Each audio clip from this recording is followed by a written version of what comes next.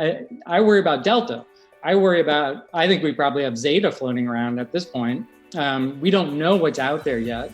But immunologically, and this is the part that drives me absolutely insane, from an immunological perspective, it's almost an inevitability that we are going to have a variant that escapes our current vaccines, because we are rolling out vaccines at such a low rate that we are putting enormous immunological pressure on the virus to escape, to entirely escape the current vaccine.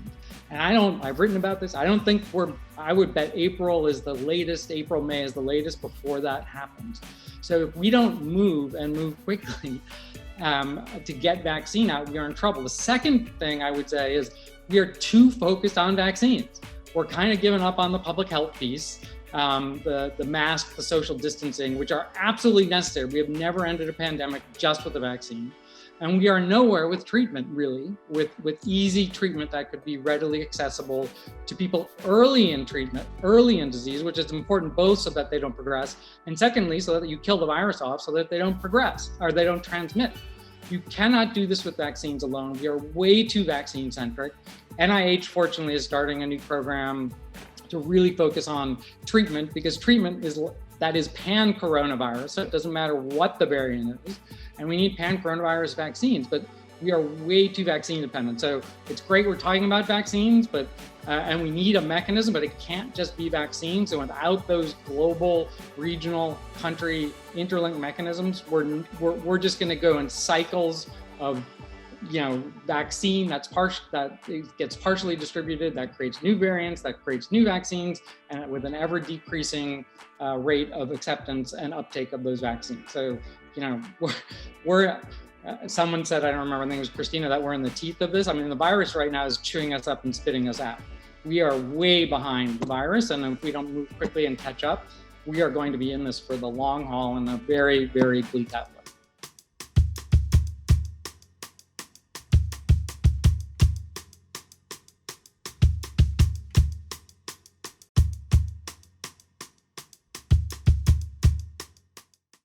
Good evening. I'm Susan Spurlock, Executive Director of Ford Hall Forum at Suffolk University, and I'm delighted to welcome you to this evening's program, One Pandemic, a Globe of Different Responses, the fifth in our 6-week summer series, Politics in the Era of Global Pandemic 2.0. It's now my pleasure to introduce my colleague, Christina Kulich, a faculty member in the Political Science and Legal Studies Department at Suffolk University. Christina? Thank you, Susan, and welcome everyone to tonight's episode. It's kind of strange for me as a professor to talk about a class as an episode, but I've been doing this for a while, and I'm now more comfortable with calling it that. So tonight we will be examining in our survey course for everyone what really is in the wheelhouse of political science as a comparative response. We're going to be looking at what has happened across the globe and also across the United States in terms of a kind of patchwork of both different responses and different outcomes, asking the fundamental question of what explains those patterns. Why are some places and some groups more impacted than others? What did we get right? And more importantly, what did we get wrong? We have public health experts, global public health experts, who will be able to unpack some of those concepts. Like, why can't we get along? What are the collective action problems here? What were the policy left of boom problems before getting to pandemic? And most importantly, what can we do to be better prepared for the next global public health crisis? We have a slide here, as we put up every week that we run this, to give everyone an idea of exactly where we are in the pandemic. It's tempting for us to think, if we are in a place where we are lucky enough to be vaccinated and relatively safe, that we're coming out of this pandemic. I hope you'll hear from our panelists that we really aren't. The globe is still in the teeth of this. From the last few weeks, there has been change in this number. I can now report to you that approximately 2% of the population of the continent of Africa now has received at least one shot. That is a discouraging number. I hope our panelists will be able to give us some better news, and I'm going to throw this over right now to Lauren to dive into that conversation. Lauren, the floor is yours. Hi, everyone. I'm Lauren Weber. I'm a Midwest correspondent for Kaiser Health News, and I get the lucky job today of asking our esteemed panel to explain to us really what the state of the world is these days, and to introduce the three of them. First off, we have Dr. Mark Dybul, who's the co-director of the Center for Global Health Practice and Impact at Georgetown University, and also the CEO of Trian Biosciences. Then you have Cate Oswald, who's the Chief Policy and Partnership Officer at Partners in Health. And then we have Rajan Menon, who is the Chair in Political Science at the City College of New York and City University of New York. And we're going to start off actually with Cate to kick it off. You were actually a part of a group of 175 public health experts who demanded in a letter to President Biden this week that he pick up his urgency when it comes to global vaccination. Walk us through how the global nature of the COVID-19 pandemic makes global vaccination a pressing matter. Absolutely. And thank you so much for having us and for the chance to speak. All of us who, myself, I've been involved in responding to, HIV and cholera and Ebola. And here we are, a few years later, 18 months into this global pandemic. And we know as public health professionals what tools need to be deployed. We've been doing this for decades. And, what I've seen, the success stories are the places where we've been able to put all of the resources that the globe has into play. And so, we as Partners in Health have been involved deeply in the movement for community-based strategies and approaches, and seeing places where community health workers have actually been able to be the leaders in their communities in building trust, but also in ensuring safe abilities for colleagues and friends and community members and families to isolate. And here we are today with the vaccine apartheid that continues, right? We have our 55 million stockpile of mRNA doses here in the US, and we have literally colleagues and patients in our countries, in Rwanda, for instance, where the government has been able to deploy within 4 days every dose that arrives in the country, but they're just not getting access. And to me, those of us who were signatories to a letter yesterday that you referenced, Lauren, we're fed up. We know what needs to be done. We know that the Biden administration and this president have made commitments to increasing manufacturing. And we know that even on the campaign trail, there were promises that the technology that we were investing in was going to be shared as a global public good for this global pandemic. And while it's wonderful to see that we have dose donation happening at an increased pace, it's not enough. And so the 175 of us and the 50 organizations that came together, are really calling for the Biden administration to act on the promises already made to increase production, and to do it and to publish this plan within the next month. Got it. And I'll toss it now to Rajan. Let's talk collective action problems in COVAX, and maybe give a little bit of a brief explainer of what COVAX is to some of the folks listening in today. How have collective action issues maybe played into COVAX's failures? Let me unmute myself. Just truth in advertising, by the way. I'm not the chair of the political science department at City College. Mercifully, somebody else is. But I hold an academic chair, which is a professorship that's named for someone. Minor detail.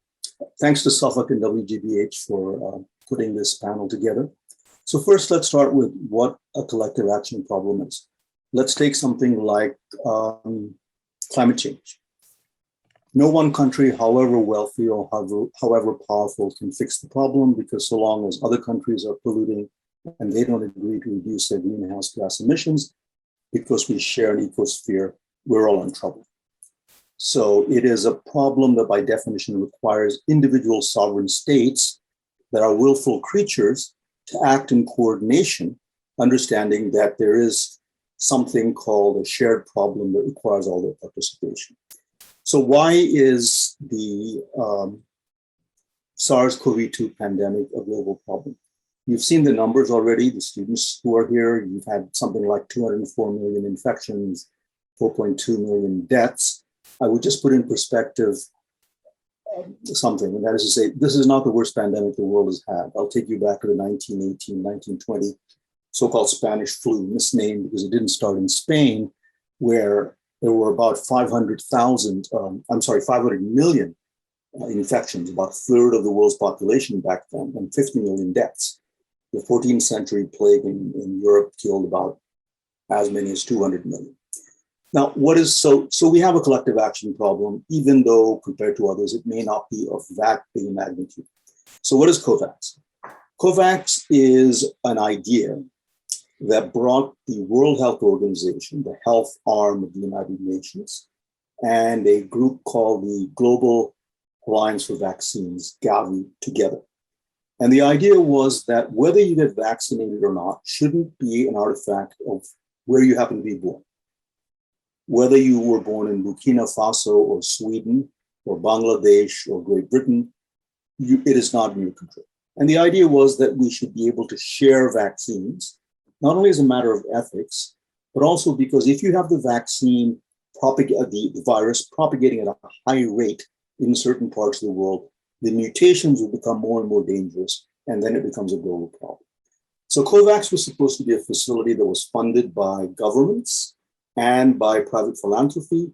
And the idea was that its 190 members, that's how many states signed up for it, would use the buying leverage power it had to buy the vaccine from biotech companies, reduce the price, and then distribute it globally on an equitable basis.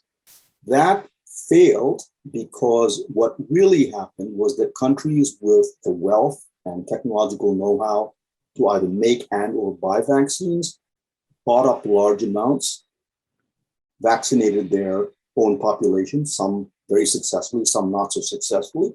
And therefore, those countries without much wealth or power were left in on the periphery. Just one statistic before I yield the floor, Lauren. If you look at the 40 countries that have vaccinated less than 1.5% of their population, fully 75% at least are sub-Saharan African countries, that is to say, the world's poorest. So this is where things have gone wrong. It's an ethical problem because of mass maldistribution of vaccine, but it's also a pragmatic problem because you can't bottle up the virus in one part of it. To follow up on that, Mark, I'd be really curious to hear your take on where the World Health Organization fits into all of this. And can you kind of explain to the audience how, its structure and authority or lack of authority and funding and lack of funding really plays into a pandemic response? Yeah, that's a long topic, but I'll kind of try to distill down. I mean, I appreciate it. WHO is the global normative guidance setting standard setting organization and data collecting organization related to health in the world. It's a member state organization, so its board of directors are the ministers of health from every country in the world. The director general, who was a minister of health from Ethiopia and a very effective one at that, Tedros, I think has done a very good job, and the organization has done a very good job, especially if you compare it to the Ebola crisis of not long ago. And they did quite a good job in the recent Ebola outbreak in Congo as well. It is not an implementing agency, and that's where they sometimes get into trouble. And people look to it to do things it can't possibly do because it's not built for that. There are a couple of things it can do, including declaring a public health emergency, which it did. There's some debate about whether or not it did it on time, but let's just say they declared it 2 weeks earlier, in January. No one did anything till March anyway. What difference would the 2 weeks have made? The United States did nothing. Most of Europe did nothing until March. So what if they declared it 2 weeks earlier?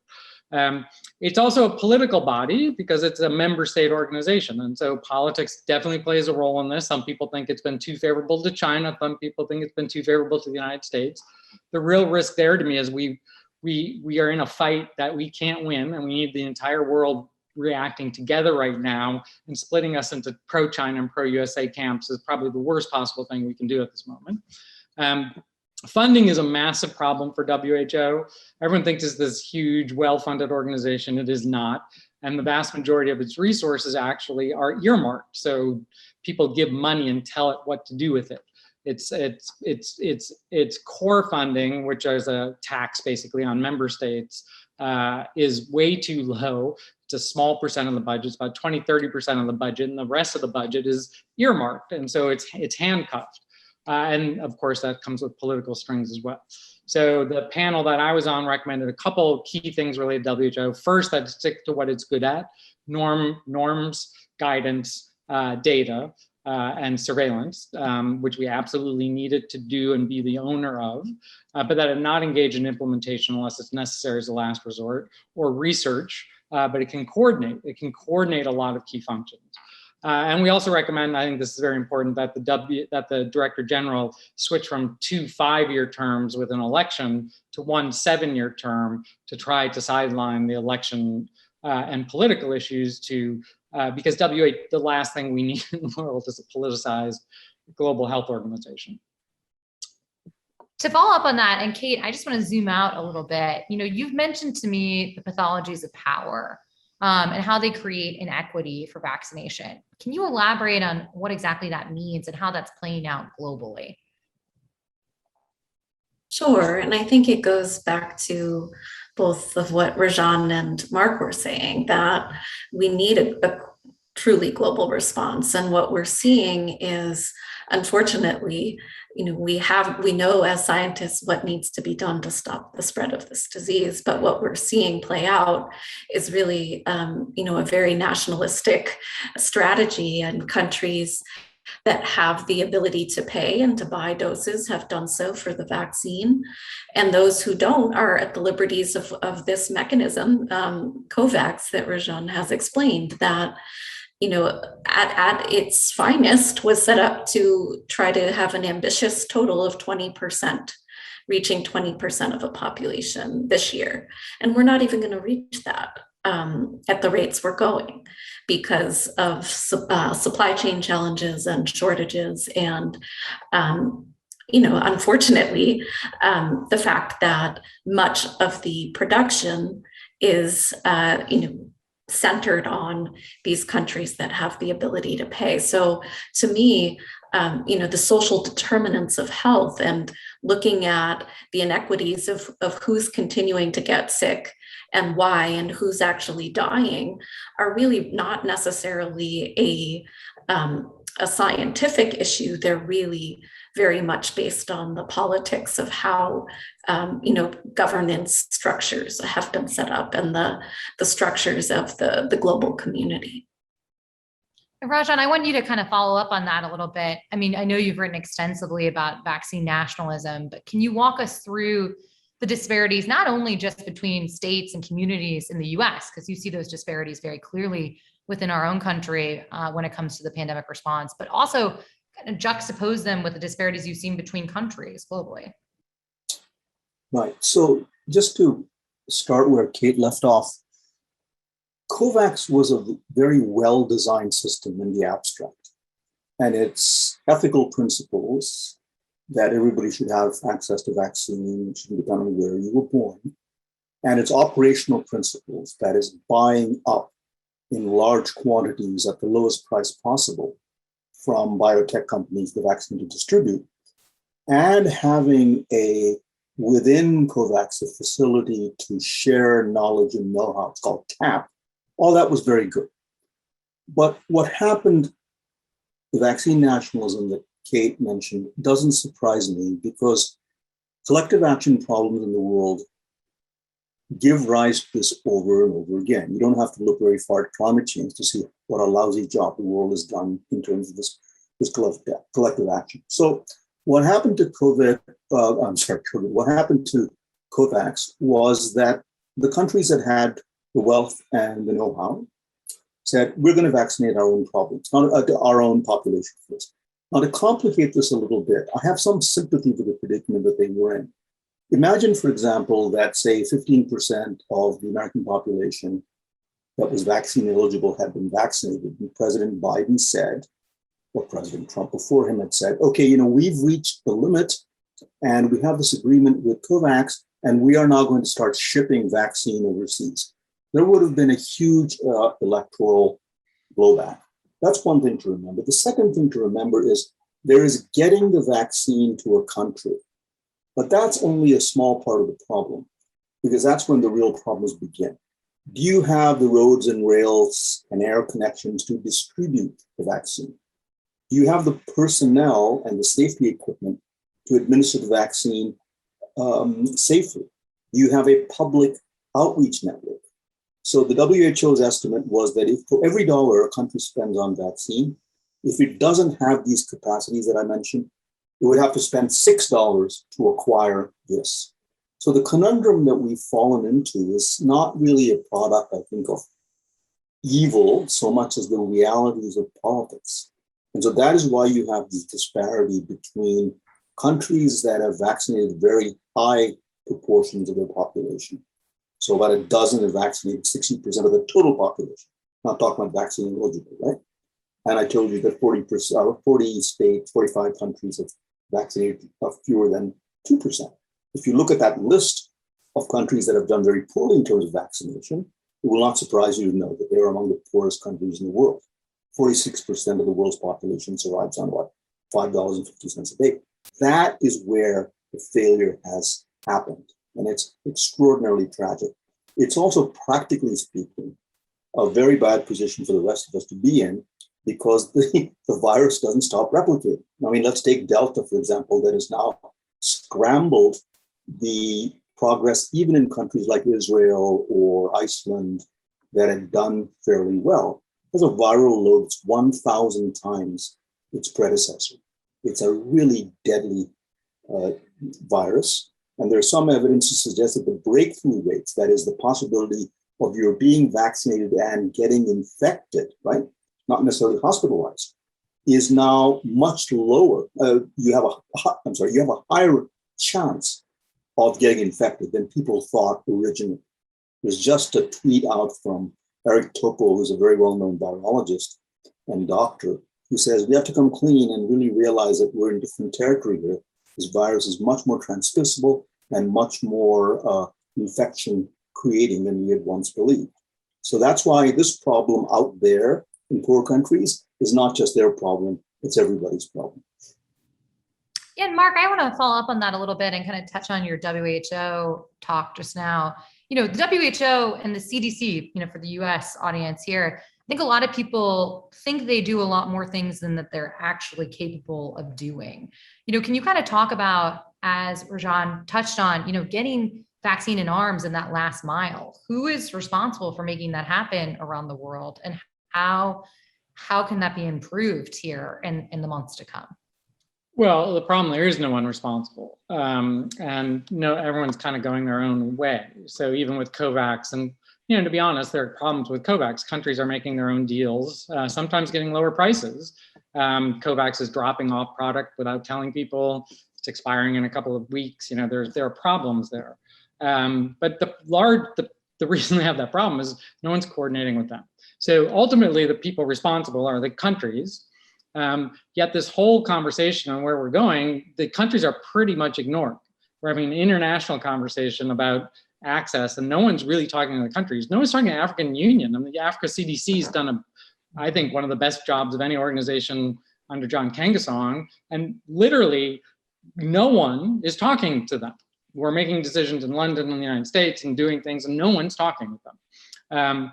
And that's a big problem. So the independent panel called for a international global health threats council at the head of state level. And to me, that's the only way we get out of this. I've been doing this for a long time. You do not bring people together without heads of state. It's how the Global Fund was able to be created.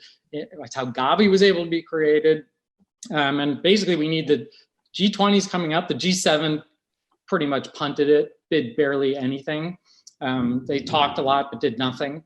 The G20s really got to step up and make a difference here. And the countries are more represented there than in the G7, of course. But that's the problem. There is no one responsible and no one is stepping up. I mean, the United States, for all our failings here, the Biden administration at least trying and giving away a fair amount of doses a lot of other people are talking, not doing much. France, President Macron has been very involved, but ultimately, and this is what we call for, you have to have a national, regional, and global network that's linked to get the vaccines produced at quantity, to track them, to get them out, to fund those $6 per dose that you're going to need for the infrastructure. And that's got to be built up over time. And what really scares me, I worry about Delta. I think we probably have Zeta floating around at this point. We don't know what's out there yet, but immunologically, and this is the part that drives me absolutely insane, from an immunological perspective, it's almost an inevitability that we are going to have a variant that escapes our current vaccines, because we are rolling out vaccines at such a low rate that we are putting enormous immunologic pressure on the virus to escape. To entirely escape the current vaccines. And I've written about this. I don't think I would bet April, May is the latest before that happens.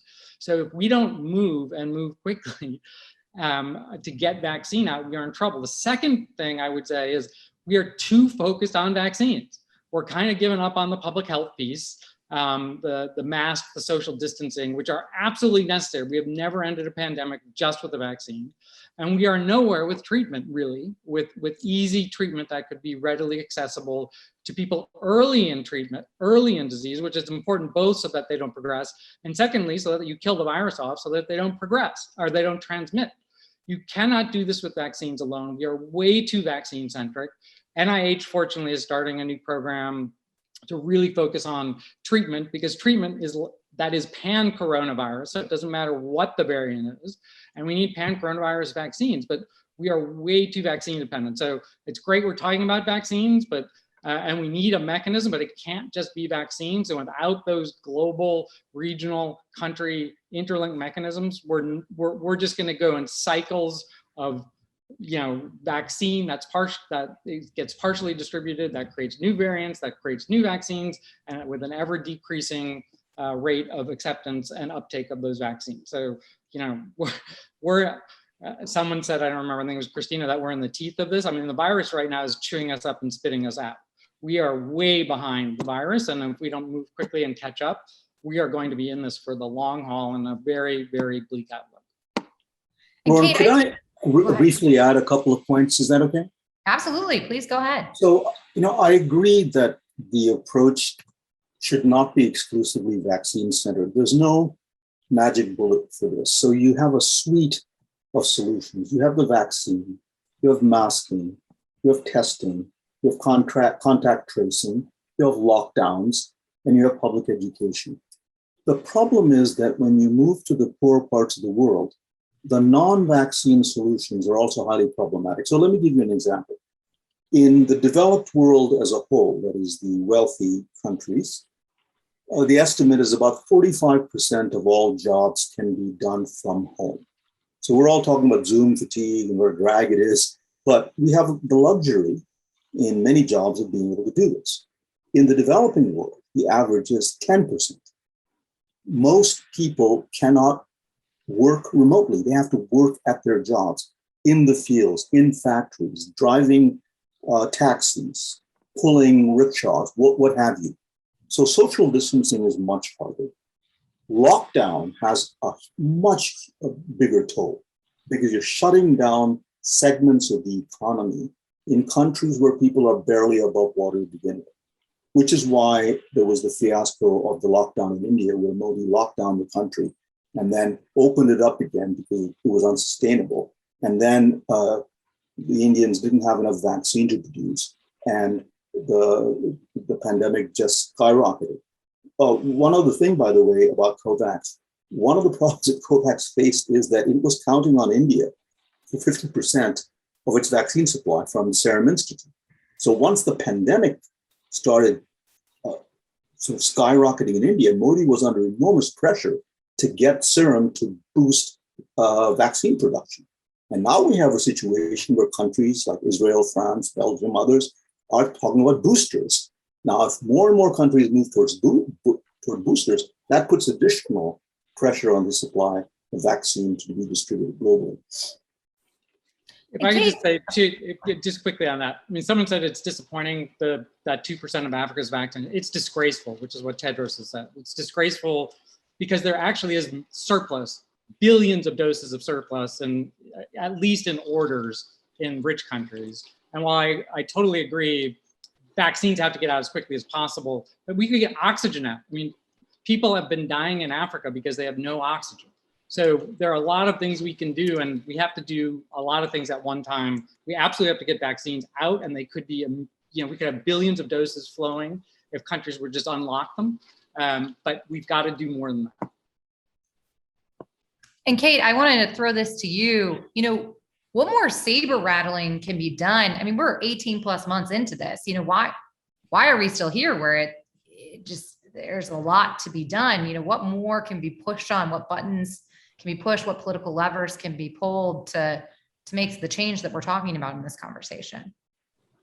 Yeah, I think building from Mark and Rajan's points, we can't only be focused on a silver bullet approach of the vaccine that's going to magically save us, because it hasn't, right? Like we have been imperfect in that in that response. And so, what we're really advocating for at Partners in Health, and as parts of many global coalitions, is that we have to, if we're going to truly get out of this pandemic and prepare for the next, we have to invest more in global health systems, in the actual delivery of care, and not just in surveillance systems, but in reinforcing the community primary and secondary systems, so that you actually have the oxygen, you have the treatments, you have the diagnostics in place, so that it doesn't get to a place where we ultimately have a pandemic that is completely out of control. And so that's what we're really calling for: more investments in the care delivery system.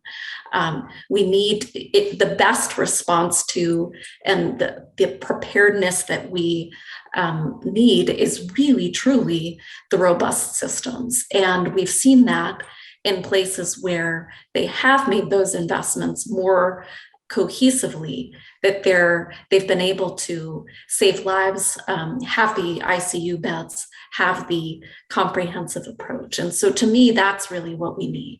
And that's what we're calling for, not necessarily the creation of a new global fund to treat pandemics, but investing in the global fund that has already been responding to pandemics like HIV, malaria, TB, and that has been building and reinforcing systems. Well, I think we're going to throw our next question to the students. So Martin, Wyndham, do you mind kicking us off with your first question? No problem. Thank you, Lauren. So my question is for Mark, actually. The United States has been seen as a leader in the world stage and has worked effectively with other countries to contain previous outbreaks of infectious disease such as HIV, AIDS, Ebola, and SARS. As we all know, COVID-19 quickly spread throughout the globe into an uncontrollable pandemic that none of us saw coming. It's clear we could have done better. From your perspective as a diplomat and a member of the independent panel that examined the World Health Organization's response to COVID, what were some of the causes of this failure and the reason that we were so horrible with leadership and collective action as a whole? And what needs to be done to put in place a global system of communication and cooperation to address the ongoing crisis? Also, in addition to this, what should the US's role be in developing and implementing the system? Excellent question, Martin, with a lot of comprehensive pieces. I would just say that we did see this coming. Quite a few of us have been predicting this for quite a while. It was almost inevitable we were going to have this, which makes it even worse. Not to mention the fact that we've had other scares that just didn't pan out, like H1N1 in 2009. So the basic problem, and what we said in the panel, is if you look at the countries that did well, some of them are not now because they thought they did too well and didn't keep up on vaccine orders and other issues. But what they did is, and most of them had put systems in place because of SARS or MERS or some crisis, some public health threat in the last 15 to 20 years, but then they maintained those systems. They put in place at the head of state level, at least at the beginning, and then the engagement is necessary, cross cabinet, cross sector, including, very importantly, including the private sector and community-based organizations, networks, and then they did real-time simulations to challenge those networks to see if they would hold. And they actually did rather well in this pandemic because they had those systems in place to respond, and they responded rapidly. And we reviewed 26 countries, looked at poor performers. The United States is one of the worst in the last administration. We're doing a lot better now, but we got off to such a bad start, it was pretty hard to catch up. But that was what was critical, and it worked. So what we think is necessary is to replicate that and to provide support for that on a regional basis and a global basis. And we really focus on regional. We spend way too much time globally. Regional bodies can be far more effective. Now, they're not all effective, but they can be far more effective because they're closer to the countries. The heads of state meet, they gather, it's a much tighter group, and they care much more about what each other thinks than what's said about them internationally. So that type of network with appropriate funding is what will get us out of this current pandemic, but also prepare us for the next pandemic. And to invest in those systems so that we can respond, and to keep the investments going so that they don't fall apart. Again, those countries not only put them in place 10 to 15 to 20 years ago, they kept them going.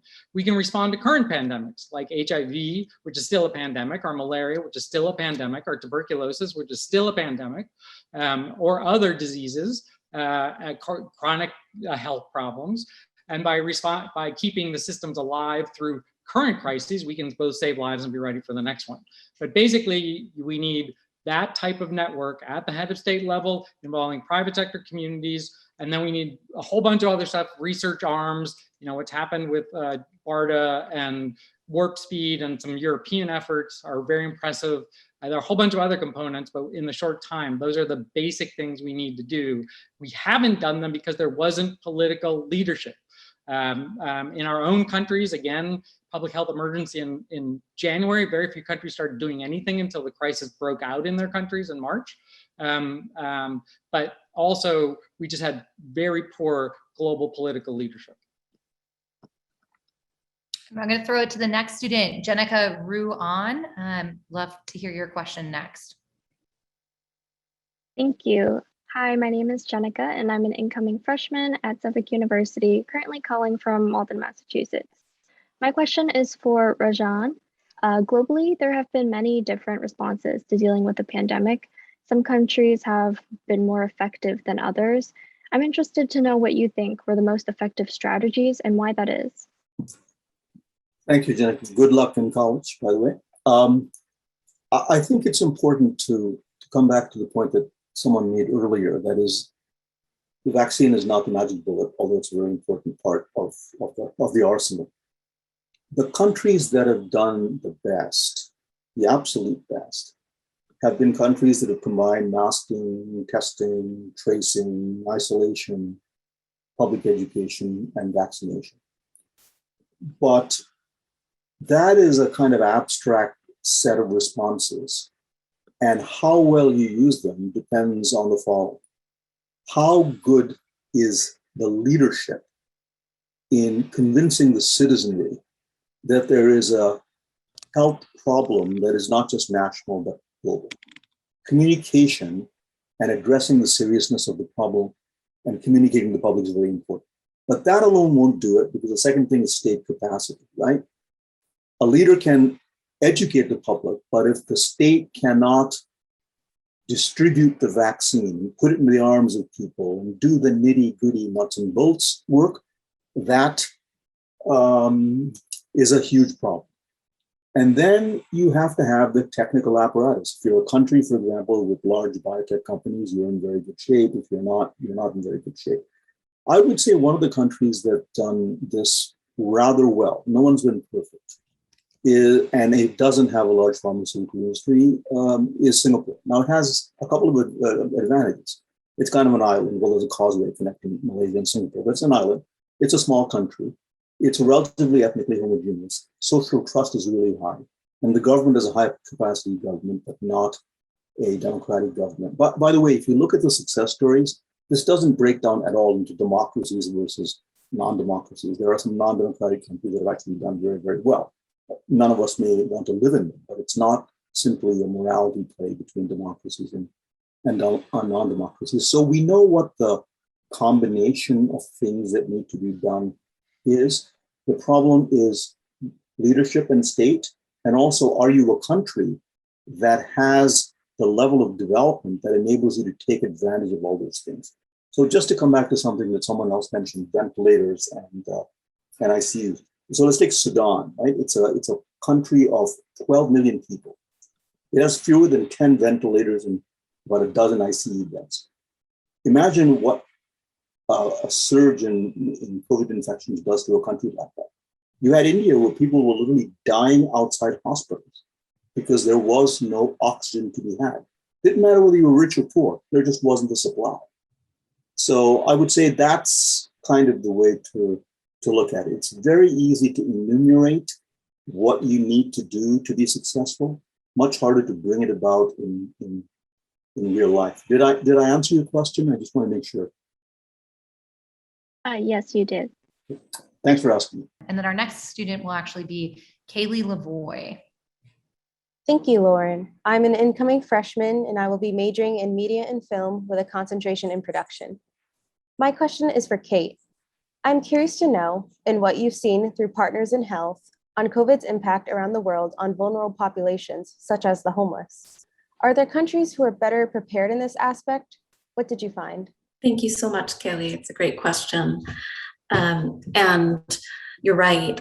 There are countries who have been real, examples. And I'm going to take the case actually of the Navajo Nation here in the US. The Navajo Nation had high rates of COVID in the early parts of last year, but similar to Rajan, he noted what's needed in terms of kind of political will as well as the comprehensive response. And one of the most proactive things that the president of Navajo Nation did was prioritize the respiratory shelters. So there were many individuals who were unhoused who couldn't safely isolate or quarantine and didn't have any place to go. So setting up these respiratory shelters was a safe space to be able to isolate. And if you were positive for COVID, you could be observed there as well and have access to food and the social supports that are necessary to be able to safely quarantine and isolate. And we saw that through that proactiveness, they were able to engage most of the unhoused population there and keep those who had become sick away from others who could have easily transmitted.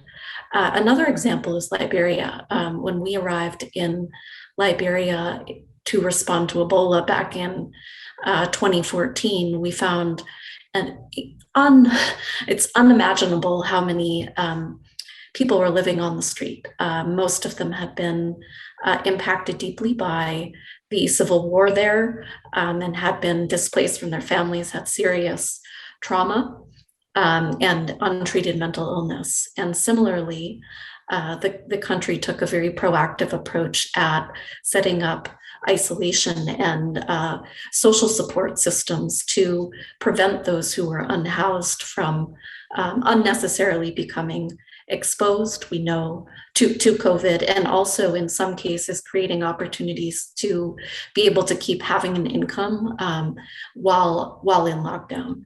And so those are just a few examples. I think we have much more to do for those who are transient, migrant, and unhoused populations globally. But I just wanted to share a few examples.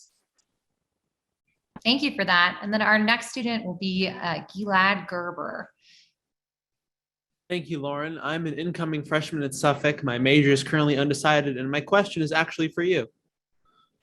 The United States is the only post-industrial country without public health care. As someone who researches the issues of America's healthcare system, how would you gauge its performance in handling the COVID-19 pandemic? In addition, do you think the people of this country are beginning to be more supportive of socialized medicine as a result of the pandemic? Why or why not? So I'll kick this off by saying that I think we've done a dismal job of handling our public health system here in the United States. I mean, we've defunded essentially public health at a local, state, and national level for decades. And I think you're seeing the effect of that play out across the country. We do have much better medical care than very many other places in the world. And the rest of the panelists have spoken very eloquently to that. When it comes to socialized medicine, I mean, I will say, to some extent, a lot of the care for COVID patients has been paid for by the government to some extent, whether people realize that or not. I mean, basically until March or February, a lot of insurers were waiving COVID fees of different kinds and care for COVID. Now, we'll see what ends up happening now that more people are vaccinated. I'm not completely positive on if that's going to change here shortly, but to some extent, that is a form of socialized medicine that was being played out. I don't necessarily know if the American public quite grasps that. And whether or not that will be more popular going forward, but it's certainly an interesting question to consider. And then thank you so much again for asking it. And we will now move to the next question from the audience. And I know Rajan has kind of touched on this, and Cate and Mark also as well, but I don't know if any of you want to chime in. What are examples of poor countries that have managed to do a reasonably good job of managing the virus, and how did they do this? So if I could just recommend that you look at the PPR, the Independent Panel for Pandemic Preparedness and Response Analysis, because it's the most in-depth thing I have seen out there.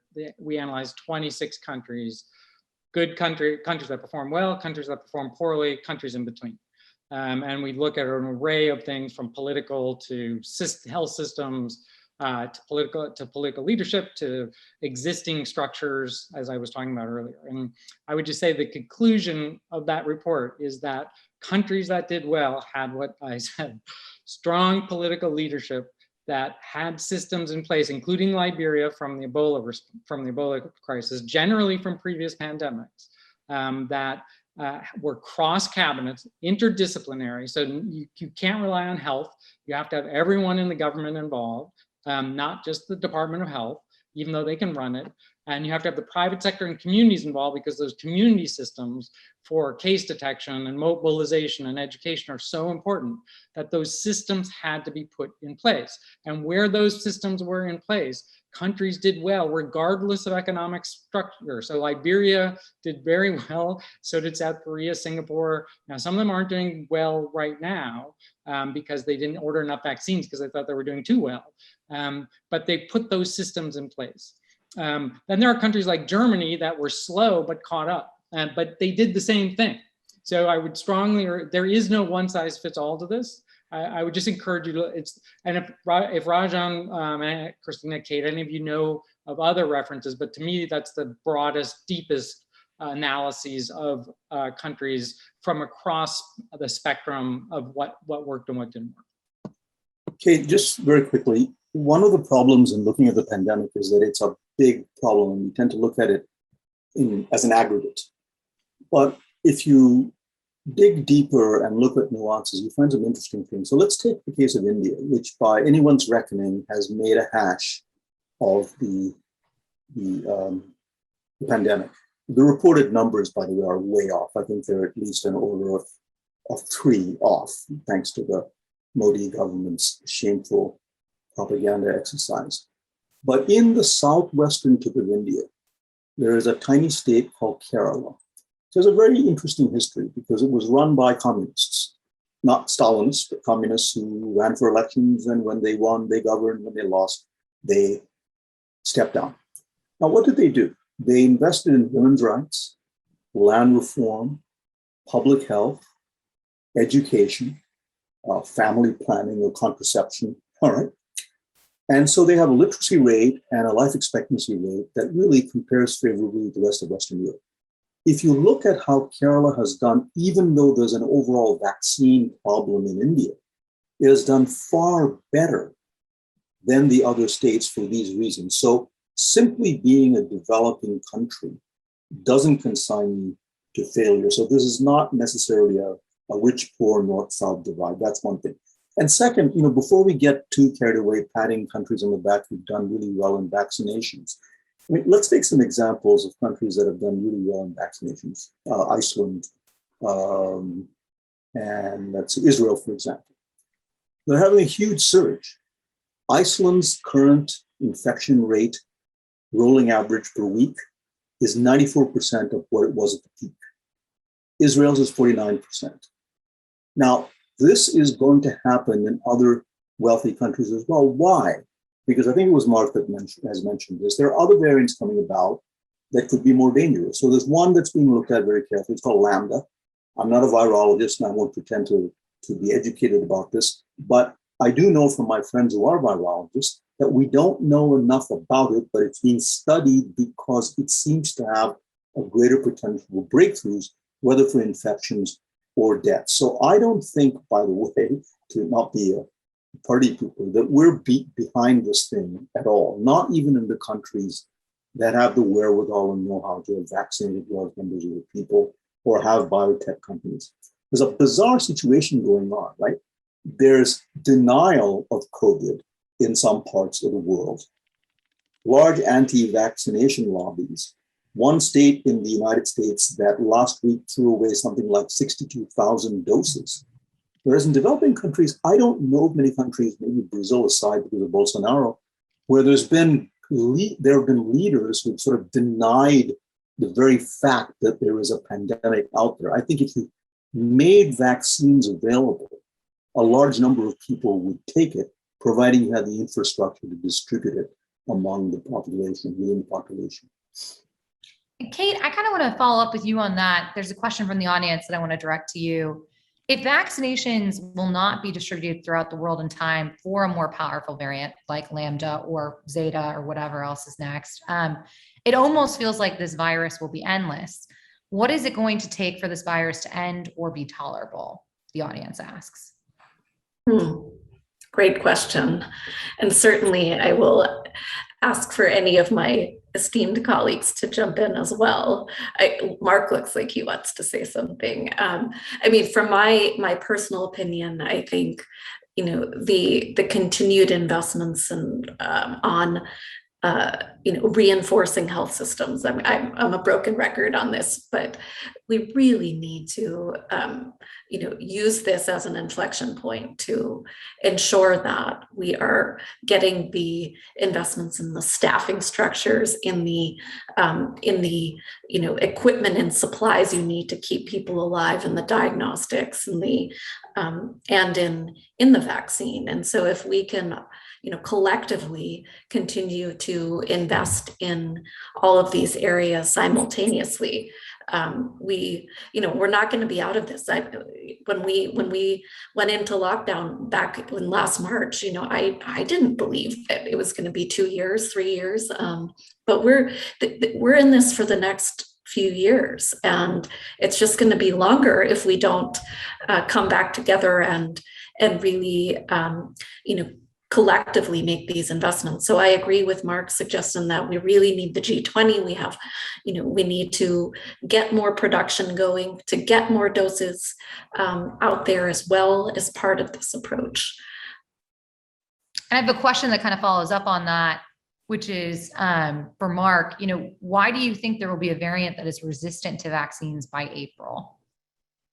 Basic immunology. So the professional job of a virus is to, by the way, I was trained by Tony Fauci. So as an immunologist and ran a sector in his lab for a decade. So it is a field I know, even though I don't actively participate in it anymore. So the professional job of any living organism is to survive. If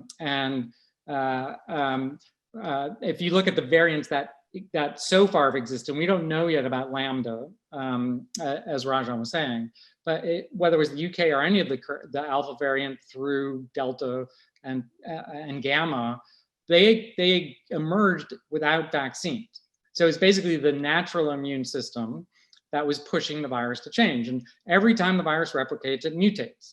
This virus mutates at a little bit slower rate than influenza because of its size. It actually it mutates more frequently on a base pair, but because it's much bigger, has more base pairs, it's a little bit slower than influenza.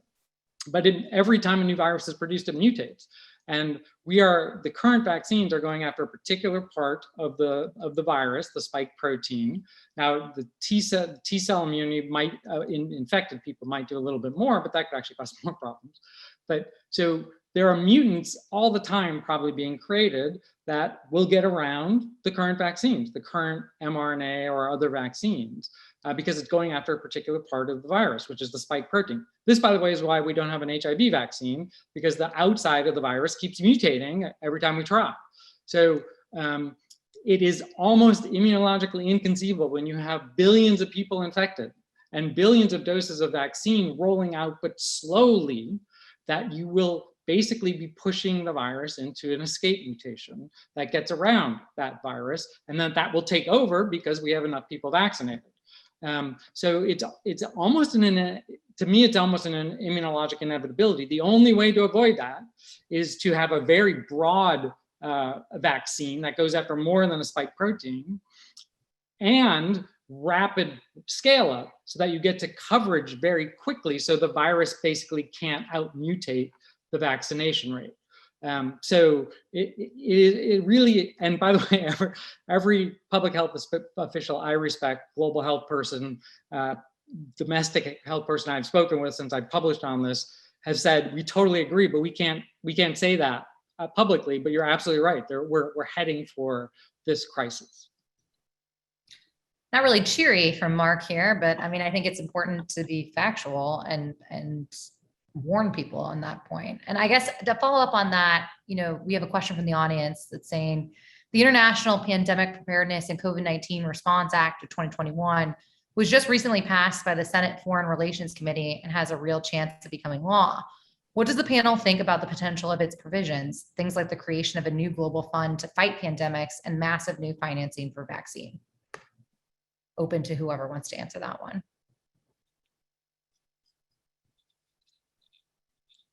Well, with a declaration of bias, since I have been very involved with it, including testifying to the committees, I think it sets a base. It's a very, very good start, and it's great to have Congress acting. They were moving when the administration was not. So the previous administration was not, on a bipartisan basis. It was actually Senator Risch that put the first bill out when the Republicans were still in the majority. So I think it's a great start, and it puts really good provisions in. Kate's mentioned, do we need a new global fund, or do we build off something that exists, like the existing global fund?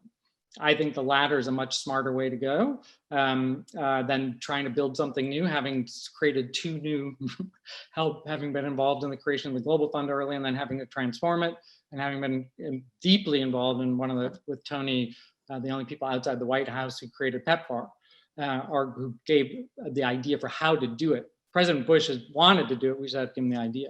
Creating a new fund is, by the time we get that created, we'll be in our third pandemic. So there are things that you might want to argue with, but I think it's great they're acting. The dollar amount they put in is a bit low too. They're relying on existing funds, but that might push us to be more integrated where we need to be. So it's got some very good provisions. It's got stuff that needs to be worked out, but the fact that both chambers have put an act forward and are at least talking about and promoting the need for global engagement and U.S. leadership, which, by the way, Martin, I didn't answer before. The U.S. has got to lead, as in the past. The U.S. leadership we had, until the last administration, the U.S. was the unquestioned leader in global health. for several administrations and multiple Congresses in a bipartisan way. And if we're not there, the rest of the world's going to struggle moving without us. So Kate, Lauren, you- a couple of points, if I could very quickly just add on to what Steve said. Absolutely. Go for it. So unfortunately, this pandemic is not going to be the last one. So this was a zoonotic pandemic. It jumped from an animal host where the pangolin or the bat, probably the bat, to humans, and then it began spreading, right? We are becoming more and more invasive in terms of our interaction with wildlife. So it's only a question of what the next pandemic will be. So to come back to the previous question about this bill, in principle, I think it's a wonderful thing. And I do agree that the United States has a unique role to play for a whole host of reasons. But there's a question of how much funding is it? Is it nationally centered or is it globally centered? Is it sustainable? That is not a one-off thing, but that continues over a period of time because you need sustainability. And does it take a global perspective? So you can have national bills from this or that country that are very, very good. But unless you see this as a collective action problem and develop the architecture and the leadership needed to deal with it as a collective action problem, you're not going to be able to deal with it any better than we've dealt with climate change. It comes to the basic question of, do we have global governance structures that can overcome the natural propensity of states to act in their individual best interest, right? One thing I would suggest, when there are these gatherings like the G20, for example, it's very interesting to note that the African Union, which I forget what the combined population is, but it's very large, is not represented there. ASEAN, the Association of Southeast Asian Nations, are not represented there. It's very important if you want to have a perspective that's different from that of wealthy countries and to solve the collective action problem, for there to be institutionalized representation in these conclaves for countries that are currently missing in action because they don't have a seat at the table. And Kate, I actually want to throw this to you. I have a question for you, which is, what would you rank the Biden administration on a report card when it comes to their global handling of the pandemic right now? I'm looking to get you in trouble, honestly. Here. No, thank you. I think it's important for all of us as advocates to reflect on this. And I think if we look on paper, what's in the American Rescue Plan Act, with the fact that we were able to get $3.5 billion to the Global Fund that's now been allocated for comprehensive response, to me, that was a huge win. And those dollars are now reaching countries, and they're not just for vaccine, they're for everything that we've been talking about, the full comprehensive health system response. I think when we look at what's committed, the $16 billion for vaccine manufacturing, additional to what's already there, those are good things. What we as policy fighters and implementers are asking for is, okay, it's great to have the money there allocated, but how do we act on it? What are the next steps? How are we actually moving to set up more production capacity, not only here in the US, but in the global South? And I see that the question in the Q&A was saying, that bill is calling for additional resources to invest on the African continent. As Mark said, the African CDC has a plan. There are 4 countries that are ready to produce mRNA vaccine.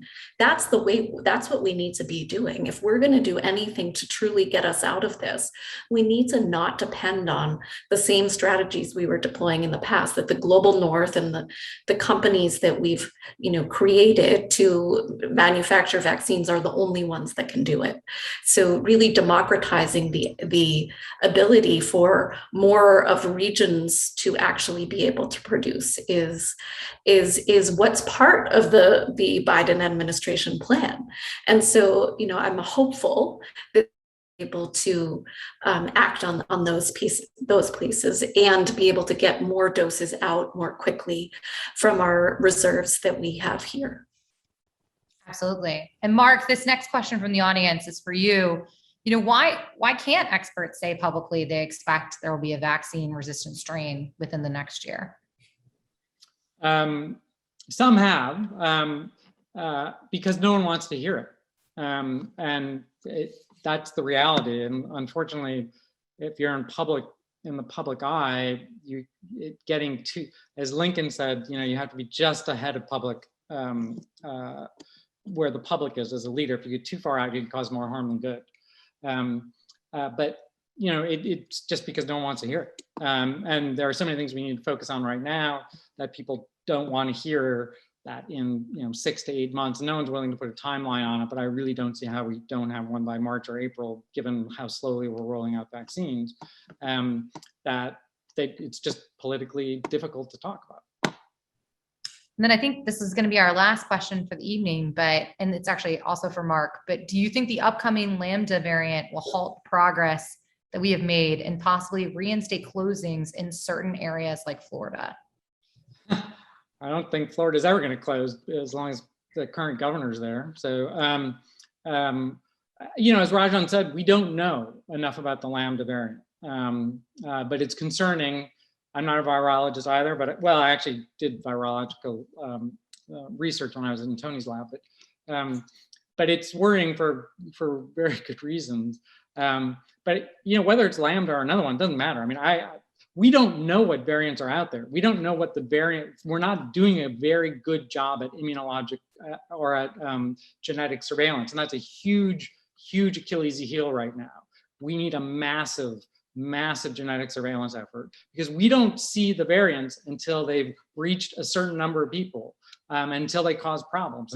And we should be ahead of them, not behind them. And to Rajan's point, we need to link that to zoonotic surveillance, which is very possible to do for the future threat of future pandemics. But yes, I'm very worried about the Lambda variant. We don't know yet, but whether it's Lambda or whatever we call MN, whatever we decide, Zeta, there's variants out there that are going to be very, very dangerous. And then Rajan and Cate, do you guys have anything else you'd like to add here on that last question? No, just to agree completely with what Marcus said. As long as the virus replicates, you'll have versions that are surviving because they're just much better at replicating. So the idea that now we have Delta and this is kind of the worst enemy that we have to contend with, I think is absolutely false. And so we don't know what's going on.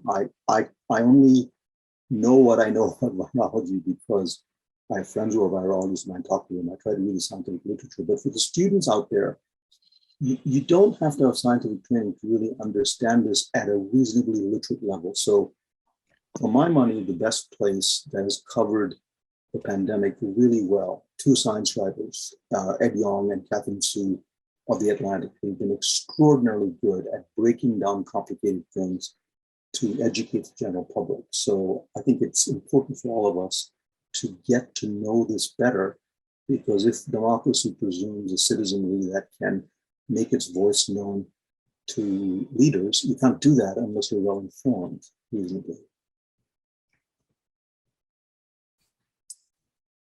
Yes, and I'll just agree and say, I think we all know we all have pandemic fatigue, right? And, the last thing we want to be doing is having to,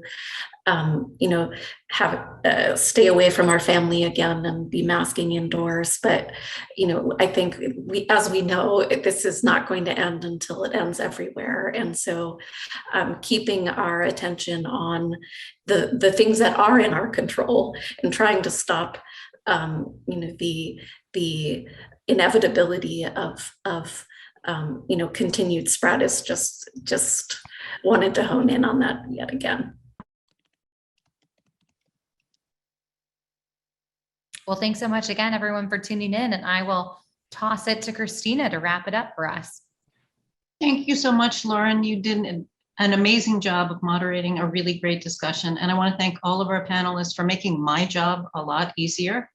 You have unpacked all kinds of concepts and explained them in ways that are easily digestible for students and our general audience. And I think it really is a great public service. So I hope you enjoyed this conversation and the ability to have long form, civil discussion about really, really important topics. And do I wish we could end on an optimistic note? I don't think that we heard that, but I think that is a really important message for everyone to know. And Rajan, I especially appreciate your sort of call to action for students and for everyone to get the best information that they can. That is a life lesson, certainly in endangered democracies. So thank you all again for a great discussion.